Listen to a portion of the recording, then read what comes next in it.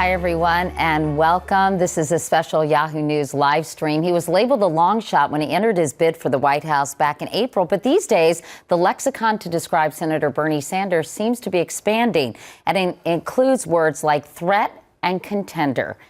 Senator Sanders, thanks so much for being here. Nice to have you. Nice to be with you, Katie. So listen, it's especially nice to have you on a day where you're getting some very positive press from places like the Washington Post and the New York Times. They're saying you're having a moment. The New York Times says challenging Hillary Clinton, Bernie Sanders gains momentum in Iowa. The Washington Post said it's not just Hillary. Senator Bernie Sanders is outdrawing Martin O'Malley. The Washington Post describes it as Bernie-mentum. So are you feeling the big mo? I mean, why do you think your candidacy is resonating? Well, let me tell you, it's been a heck of a week. We formally announced in my hometown of Burlington, Vermont, on a beautiful evening, over 5,000 people in my hometown came out. And that was very gratifying.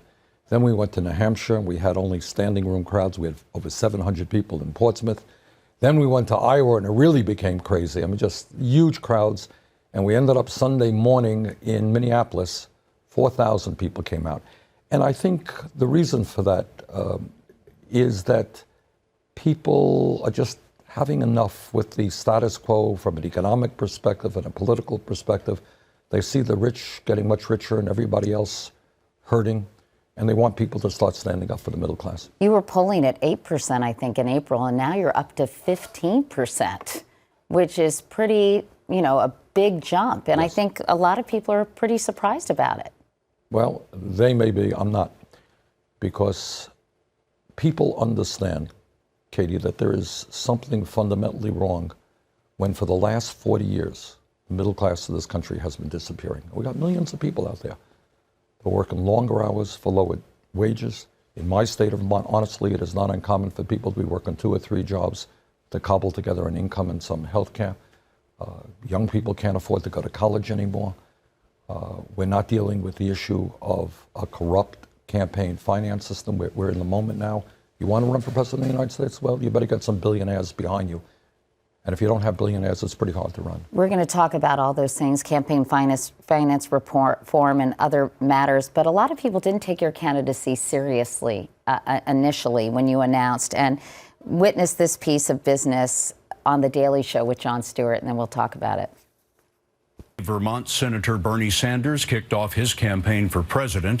He's a long shot. A long shot. I don't think he's going to be taken too credibly. Bernie Sanders is a socialist, for God's sakes. A thick Brooklyn accent. He's 73 years old. He looks 91. Is there a little crusty? He's alone, isn't he? He owns a VHS copy of Tootsie. Had you seen that from The Daily Show? I hadn't. No. Are you feeling a little vindicated, though, knowing that people were in a way mocking your candidacy initially? I don't want to hurt, the punditry, but sometimes, especially the inside the Beltway pundits, really don't know what's going on in the rest of the world. I've been going around the country, and we talk to a whole lot of people, and there's a lot more frustration and anger than the inside the Beltway people perceive. Let's talk about some of the issues. The Patriot Act, the provision in the Patriot Act that allows the NSA to collect phone records and view the data, as you well know, was allowed to expire last night. You and Rand Paul seem to be on the same page when it comes to letting this expire. Why? Well, in many respects, we are. I voted for to allow the debate to continue. But here's where we're at, Katie. This is a huge issue which we don't discuss enough. And it's not just the Patriot Act, which, among other things, will collect and file every phone call that you make. We also think there's reason to believe that occasionally they're getting into people's emails, getting into people's websites. Everybody agrees that our government has got to do everything that it can to protect the American people from the very, very serious threat of terrorism. That's a real threat. Question is, can we do it in a way that does not undermine the constitutional rights of a free people and our privacy rights? And I believe that we can. So I voted against the Patriot Act, I voted against the reauthorization of the Patriot Act, and I will vote against final passage for the current legislation because I think it does not go far enough. The USA Freedom Act? Yeah, I'll vote against that. So why? Because it doesn't go far enough in protecting our privacy rights. Now, the good news is it takes the phone records out of the NSA. And gives it back to the phone companies, yes, right? Correct. And that's a good thing. But the bad thing is there are still too many opportunities for the government to be tallying and collecting information on innocent people. Too easy for the government Yes. to obtain those Yes. records? Yes. So what safeguards do you think should be in place for you to support this kind of legislation? Look, I think everybody agrees that if the government or law enforcement has reason to believe that somebody may be involved in terrorist activity, we want all the investigation that we possibly can, obviously. But what we don't want is the government investigating or compiling records on people who really have nothing to do with terrorism. So in other words, if the government goes into what we call the FISA court and says, look, we think Katie Couric is involved, she's been doing this, she's been doing that, go after her.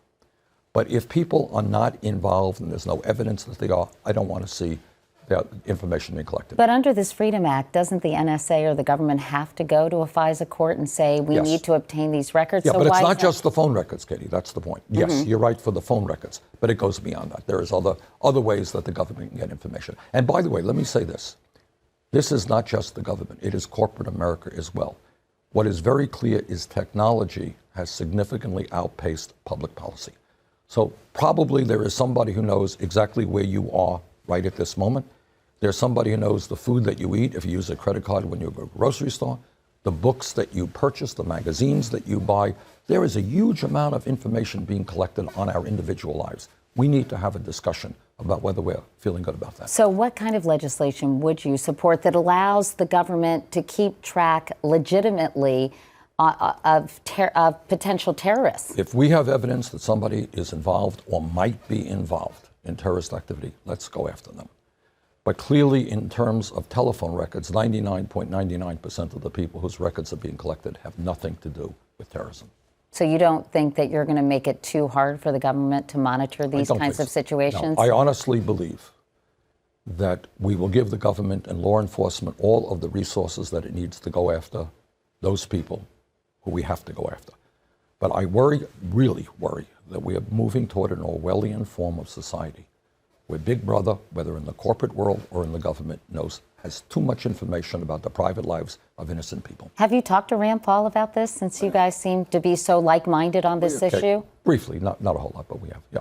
Would you agree, though, that you're pretty much in lockstep? No, I wouldn't say lockstep, but we both have the same concerns. All right, we're going to talk about some other issues, Senator, but first let me ask you about some broader issues about the campaign itself. Hillary Clinton is the clear front runner right now. Can you envision any scenario under which she would not get the Democratic nomination? Yes. I think we can defeat her. I mean, that's why I'm in this race. We're in this race to win.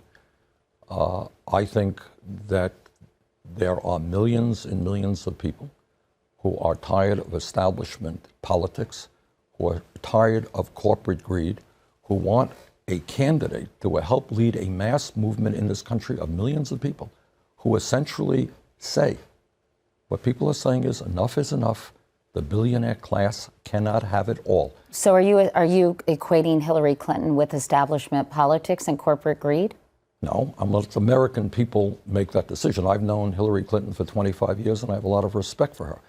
But what I am saying is that the American people understand that when you have an economy where 99% of all new income goes to the top 1%, and where the top 1/10 of 1% owns almost as much wealth as the bottom 90%, where one family, the Walton family itself, owns more wealth than the bottom 130 million Americans, that is not an economy that America is supposed to have. That's not what we are about. And people want change. They want the wealthy and the powerful to start paying their fair share of taxes, among many other things. So are you saying that Hillary Clinton is not, ergo, the candidate of change, Senator? What I don't want to do, Katie, is people will make their own judgments about Hillary Clinton. But you're running against her, so can you differentiate, why you're the right candidate and she's not? Yes, because for 30 years, as mayor of the city of Burlington, as a member of Congress, as a member of the Senate, I have stood up to the most powerful people, the most powerful special interest in this country. I took on Wall Street, and I am fighting to see that we break up the large financial institutions. I took on the insurance companies, I've taken on the drug companies, I've taken on the military-industrial complex. I am fighting to make sure that every kid in this country, regardless of his or her income, can afford to go to college. I know that you've said that banks that are too big to fail should not exist. Exactly. Do you think that Hillary Clinton is too cozy with Wall Street? In other words, do you disagree with her on that particular point? I think, which I don't know how much she has spoken out of it. What I believe is that given the greed and recklessness and illegal behavior on Wall Street, where you have 6 financial institutions that have assets that are the equivalent of 60% of the gross domestic product of this country, who have caused the worst recession in the modern history of this country. Many of these banks are bigger today than they were before we bailed them out. Enough is enough. Yes, we should break them up. I'm not quite clear what Hillary Clinton's position is on that issue. You've also harshly criticized super PACs. Hillary Clinton's campaign has said that they hope to raise $2 billion, billion with a B. That's right. That way. Now, for some people who are watching, Senator, and may not be familiar with super PACs, why don't you explain what they are and why you find them so sinister? Katie, as a result of the disastrous Supreme Court decision on Citizens United, what the Supreme Court essentially said to the wealthiest people in this country, you own much of the economy, now we're going to let you buy the United States government. That's what they said. They said campaign contributions are a form of freedom of speech. Now you can use your freedom to buy the United States government. You can spend as much money as you want on the political process. Now, previous to that, we had legislation that said you want to make a campaign contribution, there's a limit, roughly $5,400 that you can give to a candidate, $2,500 before, $2,500 after the primary. Not now. If you want to put millions of dollars, when Jeb Bush is going around the country, there are people who are putting millions of dollars into a super PAC, and that super PAC, theoretically independent of the candidacy, can then spend as much money as it wants. On issue-oriented things. Quote unquote issue-oriented, yes. They can do these vicious personal attacks. So it is a campaign finance system where the Koch brothers themselves, second wealthiest family in this country, will spend close to $1 billion this election cycle, which is more money, Katie, than either the Democratic Party or the Republican Party will spend. One family. Does that sound like democracy to you? You're refusing to use super PACs, as I mentioned. Your average campaign donor, I guess, is paying an average of $42 per donor. You want to raise $50 million. But with all due respect, Senator, how do you compete when Senator Clinton is saying, we're going to raise $2 billion? Katie, that is an excellent question. And we're just going to do the best we can. But what you're really saying, because it's not just Bernie Sanders, what you are really saying, as I hear it, can any candidate who is not tied in with the billionaires, who is trying to represent working families, who is trying to deal with the tough issues facing our country, can they run for office anymore? And if what you're saying is true, and it may well be true, frankly, let me be honest with you, it may in fact be too late. The billionaires may be too powerful, and maybe the only candidates who can win get money from the billionaires and are beholden to the billionaires. And if that's the case, you can form your judgment. But it doesn't sound to me like the democracy that men and women fought and died to defend. You want to get big money out of politics. So how do you do it? How do you change the system? Okay, good question. Excellent question. And boy, do we need a big national debate on this. All right, number one, first thing you do is overturn this disastrous Citizens United Supreme Court decision. You want a constitutional amendment? Absolutely. It passed by a 5-4 vote. And it is, in my view, resulting in the undermining of American democracy. Number two, temporarily, what we can do is pass a Disclosure Act. And what that means is if somebody wants to spend a whole lot of money on ugly 30-second ads, you can have their pretty picture up there on that ad saying, I approve that ad. And you know what? Maybe the Koch brothers do not want their pretty picture up there because they have to sell their products. Third thing we have to do is move toward public funding of elections. And that means that anybody in this country, if you're conservative, if you're progressive, can run for office, be on a level playing field, and not have to be dependent on a big money interest or spend half your life trying to raise money. Do you think there's a national will to have public funding? I do. Now, I know my Republican friends will talk about, this is welfare for politicians, public money for politicians. Yet the alternative is what we are seeing right now is a Republican Party and too many Democrats who are receiving huge amounts of money from big money interests and end up representing those people rather than the middle class. I want to read a quote by Hillary Clinton. She said, "We need to fix our dysfunctional political system and get unaccountable money out of it once and for all, even if it takes a constitutional amendment." Do you find that hypocritical after saying that you want to raise $2 billion through super PACs? Well, let me just say this. I have said that I will not nominate a Supreme Court justice unless that nominee makes it very clear to the public that he or she will vote to overturn Citizens United. In terms of whether Secretary Clinton is hypocritical, I'll let other people make that decision. But I am not. I don't have a super PAC. I don't want a super PAC. And that's that. It seems you're very hesitant to criticize her. I'll tell you why. It's not that I'm hesitant to criticize her. I want a vigorous debate on the issues. What I think the American people, I've known Hillary. But if she disagrees with you on the issues, why don't you say so? Okay, what is her point on this issue? You tell me. I think that she wants reform, and yet she doesn't feel the same way as you do about funding. Again, what I don't want campaigns to be about is soap operas and personal attacks. This is my view. I think Citizens United is an absolute disaster. I personally will not support any super PAC. I want to move toward public funding of elections. That's my view. The Secretary will give the public her view. Let's talk about some other issues if we could. We got a lot to go through, so hopefully we can do it pretty quickly. Income inequality, that has become those are the big buzzwords for this campaign. It's been a huge talking point. And you've said you'd consider taxing the wealthiest 1% of Americans as much as 90%. No, I didn't. No, is that not true? Things, no, it's not true. I mean, that's one of these things that seems to be circulating. Okay, then why don't you clarify it? Sure. Well, we haven't come up with a formal tax proposal, but this is what I will tell you. Number one, what we have come up with is legislation which says to corporations who are stashing their money in the Cayman Islands and Bermuda and other tax havens, costing us over $100 billion a year, that I'm going to end that. We have large profitable corporations, Katie, that are not paying a nickel in federal income tax now. That's totally absurd. What we will do also is impose a stock transfer fee on Wall Street speculation, which can raise a very substantial amount of money. I certainly am in favor of that. Also, will we raise the individual tax rate for the wealthy? Absolutely. But we haven't come up with a number yet. The 90% you're referring to, you know when that existed?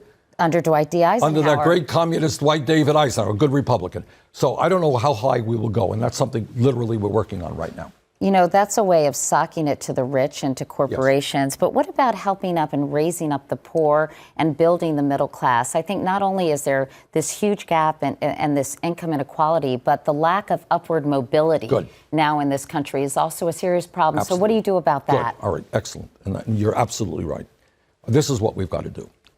First of all, real unemployment in this country is not 5.4%. That's the official unemployment. If you include those people who have given up looking for work. Or who are underemployed. Exactly. You know what the real number is? It's 11%, close to 11%. At one point it was 17%. Yes, you're right. It's gone down. That's exactly right. Youth unemployment, 17%. African American youth unemployment off the charts. What do we need?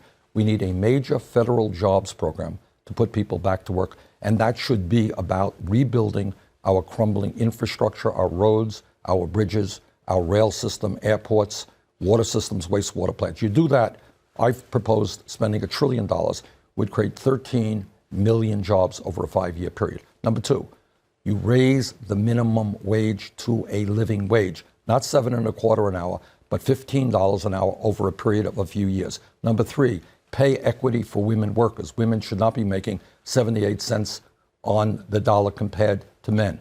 Number four, we have everybody in America, if you're a worker, getting paid sick leave, and we also have to move toward paid vacation time.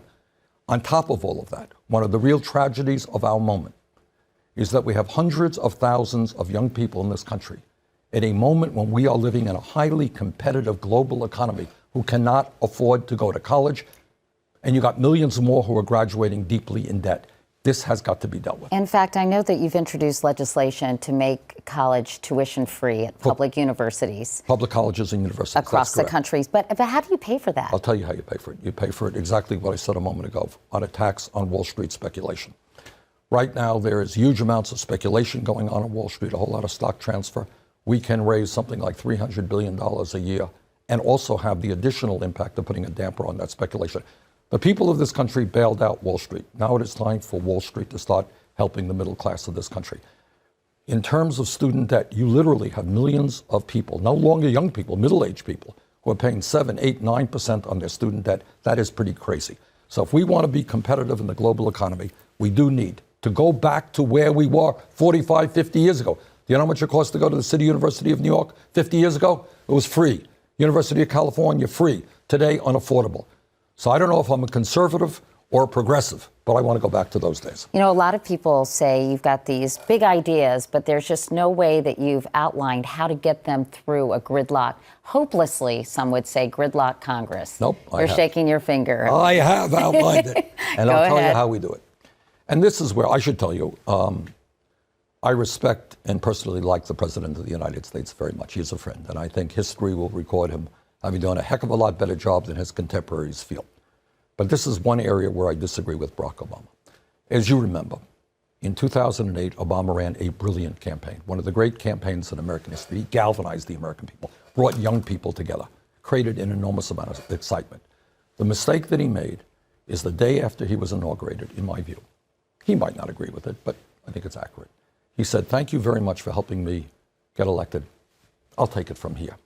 I could sit down with John Boehner, and I could sit down with Mitch McConnell, and I could sit down with the Republicans. We're going to negotiate, and we're going to work it out. Well, guess what? From day one, they never wanted to negotiate.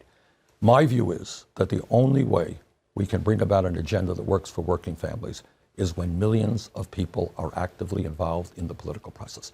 If 1 million young people march on Washington, and they say to the Republican leadership, "We know what's going on, and you'd better vote to deal with student debt. You'd better vote to make public universities and colleges tuition free," that's when it will happen. We're already seeing that with the minimum wage. You know why minimum wage is going up around the country? Because workers are going out into the street. So we need a political revolution, in my view, where people begin to stand up and fight and take on the big money interest. If we don't have that, no president, not the best president in the world, will ever be able to accomplish anything. Because the powers in Washington are just, they have too much money and they're just too powerful. You want to expand Social Security, Yes. but recently Chris Christie has talked about means testing Yes. for Social Security recipients and raising the age of eligibility from 65 to 69. So you're talking about expanding Social Yes. Security, and I know you don't believe that it's in trouble. You've said that before, the Here's Social the fact. Security. Go ahead. It's not a debate.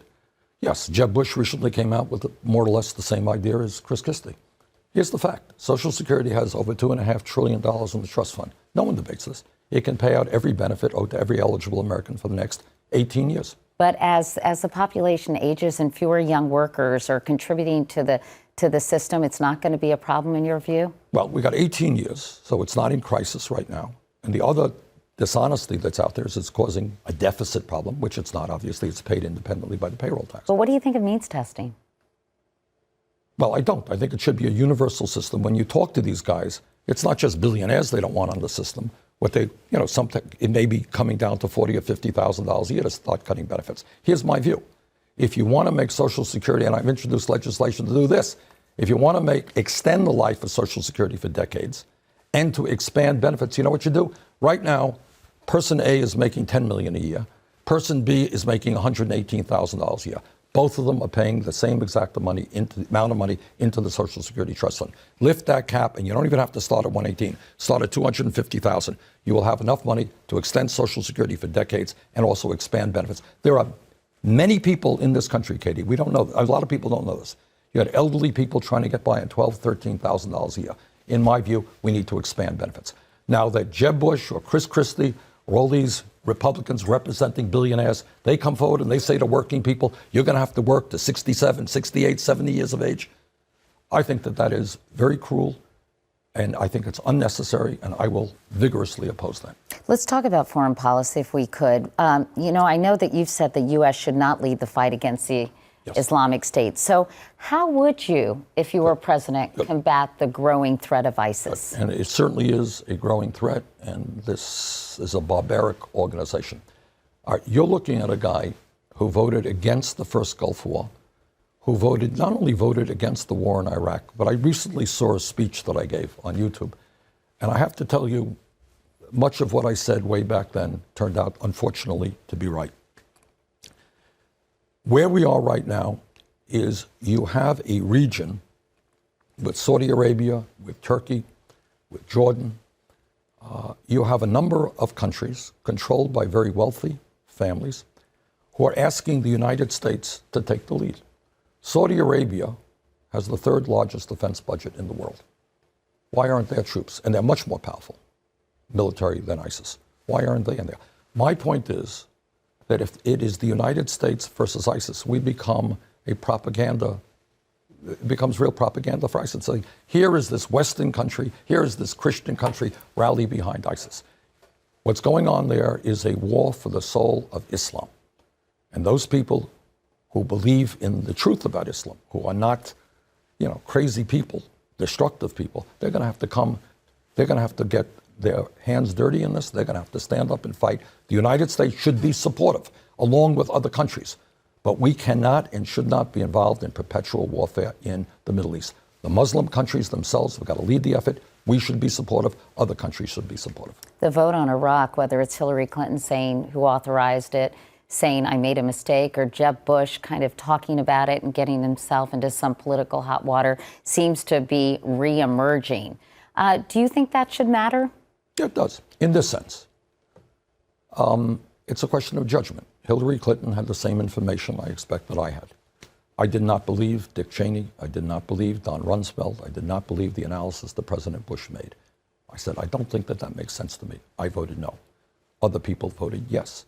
But you could take that argument in other ways. I voted against the deregulation of Wall Street. Bill Clinton said, it's a great idea, and many of the Democrats said, it is a great idea. Let's merge the commercial banks with the insurance companies, and this will really be good. I never bought that for 1 second. In fact, I had an interchange with Alan Greenspan where I kind of told him, you have this kind of concentration, it's going to lead to bad things.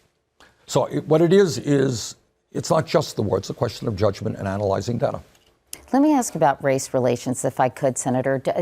During the last year, we've seen explosions of violence and cities all across the country, and a growing distrust between police departments, predominantly white police departments, and the minority communities they serve. How do you fix that? Very important issue. And let me respond in this way. First of all, I think we need to change the tone of police community relations. I was a mayor for 8 years. And what we instituted in Burlington, Vermont is a concept called community policing, where the police officers become part of the community and not seen as somebody from the outside coming in. And I believe in that. And the police officers should look like the community to the degree that that can happen.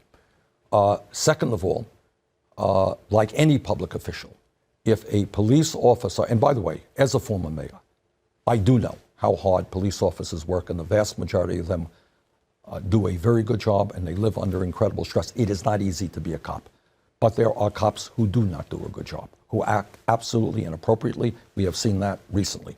And if a police officer acts inappropriately, that police officer must be held accountable. And I have been impressed by areas like South Carolina, for example, when they saw the evidence of a police officer shooting somebody in the back. They indicted that police officer, and that's what should happen. Third point, we have got to demilitarize the police. You don't need tanks. You don't need heavy military equipment in the communities of the United States of America. Fourth issue. In Ferguson, Missouri, black youth unemployment is somewhere around 50%. And every police officer in America can have a Harvard Law degree, but you're not going to solve problems when there is so little hope, when there is so much unrest, when young people see no future for them. We got to pay attention to the African American communities, to poverty in America in general, make sure that these kids get the education and the job training that they need. In an article on Mother Jones last week, someone was quoted as saying, you described yourself as, quote, the only person who did not get high in the 60s when you moved to Vermont. Is that true? And if so, why not? Because I coughed a lot. I don't know. I smoked, I was sitting around and I smoked marijuana. I smoked marijuana twice, didn't quite work for me. And how do you feel about the legalization of marijuana for recreational use? Because I've read some comments that you've made, and it sounds as if you're conflicted about it. Here's what it is. It's not my thing, but it is the thing of a whole lot of people. And if you want to make the argument that maybe marijuana is less harmful to health than tobacco, I think you'd probably be making a correct argument. Some may disagree, but I think it's probably true. But you said there's two sides to the story. Right. And yet, if you talk to law enforcement folks, what they worry about is they see this as an entry-level drug, which leads to coke, which leads to heroin, and so forth. A gateway drug, yeah. Gateway drug, right. And those are the two sides. So what I can tell you is this. We have far, far, far too many people in jail for nonviolent crimes. And I think in many ways, the war against drugs has not been successful. And I think we got to rethink that. When I was mayor of the city of Burlington, which has a large university, and 1 or 2 of the kids were smoking marijuana, we suspect, we didn't arrest too many people for marijuana. Colorado, some other states are have legalized it. In Vermont, we've decriminalized it. I want to take a look at how that is going before I make a final opinion. Speaking of Mother Jones, that same article contained an essay you wrote, which I know you've talked about. You were on Meet the Press yesterday morning. You wrote it in 1972 called Man and Woman. And it included this line, Senator, quote, "A woman enjoys intercourse with her man as she fantasizes about being raped by 3 men simultaneously." Now, you said this was bad fiction. You compared it to 50 Shades of Grey. But can you understand how kind of disturbing that sounds? Right.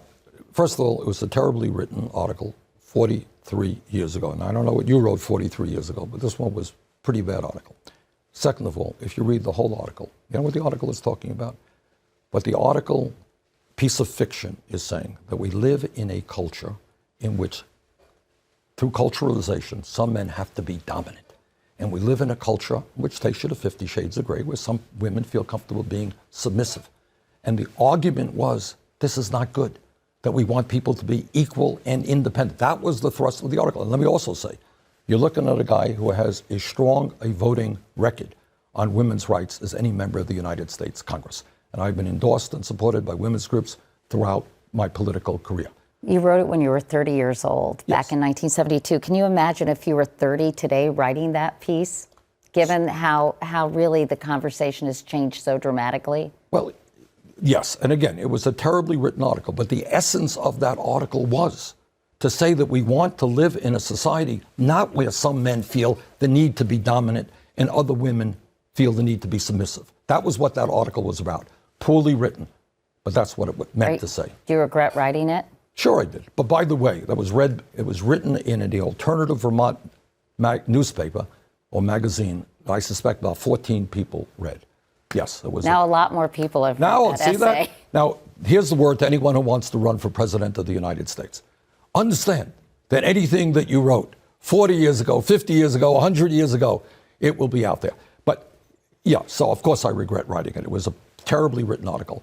But there are very few people in the Congress who have stronger voting records than I do on behalf of women's rights. We've got some questions from Twitter, and then I know we've got to wrap things up. You have to go soon. But one question was from Sky River 53, and it was, quote, "What is your quick definition of socialism, and how far would you desire to take this in changing the United States?" Fair question. I am a democratic socialist, which means that I look to countries like Denmark, Finland, Norway, Sweden, European countries that have had social democratic governments, labor governments. And in many of these countries, Katie, what you have, as you well know, is you have free health care for all of the people as a right. Health care, which is more cost effective, by the way, per capita than it is in the United States. Do you know how much college education costs in Denmark? Cost in Finland? It's zero. It's not anything at all. Strong child care systems. So when parents go to work, they know the kids are getting quality child care. Stronger retirement benefits. By and large, while these countries all have their problems, their governments do a lot better job representing the middle class of their countries than our government does, which is heavily dominated by big money interests. Senator John McCain was 72 when he ran for president back in 2008. And I'm sure, as you remember, a lot of people really questioned his ability to deal with the very grueling and taxing aspects of being president of the United States. You're 73 years old. So how do you tell people, hey, I could handle this job? Katie, I'm trying to think the last time I took a day off being sick. I cannot. I mean, this is not wood, but if it was wood, I would knock on it. Well, there's wood underneath All the right, plastic, so. You know, thank God I've been blessed with good health and good endurance. I used to be a long-distance runner when I was a kid. So I am strong and I am healthy, and I would not be running for office if I did not think I could do this job 100% well. Right now, there are 9 Republican candidates, I think declared 19, candidates, I think. and counting, Yeah. and counting. Yep. What do you think of the Republican field? Here's what has happened over the years is the Republican Party has moved from the party of Dwight David Eisenhower, kind of moderate conservatives, to a right-wing extremist party. And this is the agenda. I'm the ranking member of the Budget Committee. And let me tell you what the Republican budget is about, voted for by almost every Republican. Huge tax breaks for billionaires, cuts to Medicare, Medicaid, education, and nutrition programs. Unfortunately, the Republican Party has now become a tool of the Koch brothers and other very, very wealthy special interests. They do not even believe in the reality of climate change. The entire scientific community, with few exceptions, telling us that climate change is real, already causing devastating problems and caused by human activity. They reject the science because their moneyed folks says, hey, we're making a lot of money off of fossil fuel. I think that's pretty scary when you have a major political party rejecting science. Having said that, doesn't any president, senator have to kind of learn and understand the art of compromise between these two very often polarized groups of individuals? The answer is yes, and you're looking at somebody who was a mayor, a congressman, and a senator who did just that. If you look back on the last dysfunctional congressional session, I think many observers will tell you that maybe the major piece of legislation to be passed was a comprehensive veterans health care bill, which I worked on, by the way, with John McCain and with Republicans in the House. It was very much a bipartisan piece of legislation. I helped author that. Throughout my career, when appropriate, I have worked with Republicans to bring things to fruition. Do you think that a lot of Republicans, though, I mean, you know, when it comes to compromising in general, they look at you and say, Bernie Sanders, no way, Jose, he is just too far left for us to even... They are saying that. Yeah. These people who want to cut Social Security, cut Medicare, cut Medicaid, and give tax breaks to billionaires at the time we have more income and wealth inequality, who reject science, who like a campaign finance system that allows billionaires to buy elections, they are telling the American people that I am too extreme. Sorry, don't buy it. So we thought we'd end this because I know you have to go on a sort of a fun note. I noticed that when you answer questions, you often answer them with a question. And someone else noticed that recently as well. I don't know if you saw this last night, but let's take a look. Okay. Do you know what the unemployment rate there is? It's extremely high. Do you know how much it costs to go to college in Denmark? How much does it cost? Do you know? Do you know what their agenda is? Do you know what they believe in? Do you know how the VA was processing claims? Do you know how many factories we have lost in the last 10 years? Do you know what's going on in Nicaragua? What's going on in Panama? You know what the bottom 60% own? Do you know what the bad news is? You know what you have to do? Do you know what? You know what? Well, you know what? You know what? I got a pain in my stomach and I'm worried. We'd like to thank John Oliver and his team for that. But, you know, they've said that anyone who really wants to, you've said rather, not they, that anybody who really wants to be president who wakes up with a burning desire is a little bit crazy. Absolutely. So are you a little bit crazy? Yeah, I suppose so. I mean, it's not, look, I am running for office. My political history is the most unusual of any member of the Congress. You're looking at a guy who ran statewide and got 1% of the vote, okay? Last time around, I got 71% of the vote. I do not wake up. I'm very proud to be Vermont's senator, and I do not wake up in the morning, oh, I've got to be president of the United States. But what I do look at is a country in deep, deep trouble, a country which is increasingly dominated by wealthy and powerful forces. And I think we've got to fight back and make our government and our country work for all the people and not just a handful. Do you think ultimately one of your goals may be to push Hillary Clinton a little more to the left, to push her in a more progressive direction on a number of issues? No. My goal is to win this election. Would you be interested in being her vice president? Would she be interested in being my vice president? We'll talk about it. But the point is, the way you win elections, Katie, is by raising the issues that the American people think make sense. And I think we are doing that. Why we will be outspent, but I think we got a good shot to win this thing. Well, Senator Bernie Sanders, thanks so much for coming by. I really appreciate it. Good to see you again, Senator. And it's nice to be able to have a more extended interview, isn't it? Absolutely. And there were a lot of questions I didn't have time to ask you, so maybe you'll come back. I'd be happy to. Appreciate it. And this has been a Yahoo News live stream. Thanks so much for watching. We'll see you later.